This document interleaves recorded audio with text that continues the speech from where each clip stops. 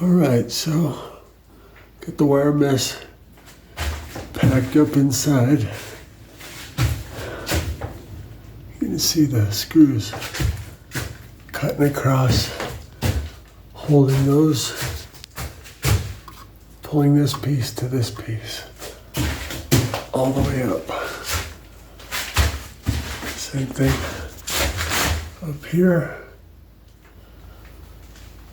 Holding that in place while at the same time giving our epoxy something to stick to. You can see all the screws drilled on the outside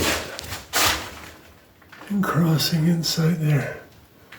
Hold everything in place so it doesn't fall out on my head. So, I think we're ready to start filling those cracks in with the epoxy putty coat. See what we come up with before we put on the exterior putty coat and just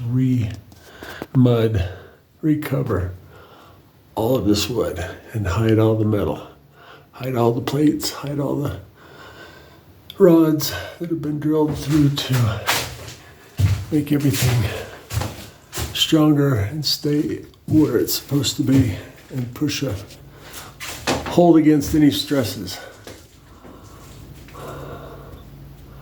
Rock and roll.